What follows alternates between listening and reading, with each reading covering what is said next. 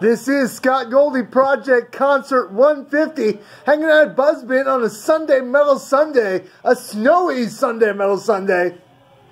And I'm here with these dudes all the way from Cleveland, came down tonight, braved the weather. They are Yellowstone Apocalypse. They're a fucking badass experimental stoner outfit. Just fucking came in here and blew the doors off this place tonight. Fucking great set. And would you like to introduce yourselves? Yeah, my name is Joe Tomino. I play drums in Yellowstone Apocalypse. My name is Mike Salko. I play guitar in Yellowstone Apocalypse. And how long have you guys been doing the Yellowstone Apocalypse thing? Just about 2 years. Okay. Right? Yeah, about 2 years. Put out an album earlier 2018. Okay, and the name of the album? Subtitled. Yep. Subtitled, okay. And where is that album available if we can't see you in concert to buy it from you? Well, you could get it online at Bandcamp, Spotify, the like, iTunes, Amazon, but we actually did, against my judgment, but Michael was going for it, so we pressed up some CDs. There'll be physical copies in, what, February? Yeah. February, March. Okay. So Michael's out to prove me wrong that we're going to actually sell CDs. People asked tonight. No, yeah, a couple people asked about buying. I'm with you. Well, you know, I only have a CD player in my car, so I still buy CDs. I know, right? Because I have like a car, it's like local CD heaven. It's like, hey, who wants to listen to music? Who do you got? Awesome. Who do you know? Who might you know? Who do you want to know? And you guys have an unusual stage setup.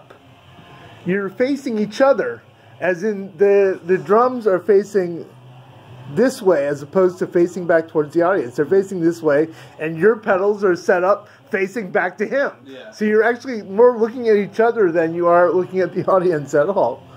What was the decision, and what's the... That's how we rehearse. Okay. Yeah, it's just how we learn the music, so I think feel comfortable playing that way. It's not really a conscious decision to ignore the audience. And I also feel like it gives them like sort of a different perspective than they see every other band. But it was never a conscious decision, like Mike said. It's just that's how we rehearse in the basement. So that's how. Okay, so that's how you set up on stage. Yeah, okay. we play pretty slow tempos. There's a lot of rhythm things that are pretty. The pocket needs to be pretty locked. Yeah. In, so sometimes so you need to look at each other and give you that head nod. Yeah. And say, okay, 1, 2, exactly. Now. Even just when we're grooving on certain sections, it's nice to be looking at Joe and getting a real feel for the time, you know. It helps, I feel like, when you play that slow.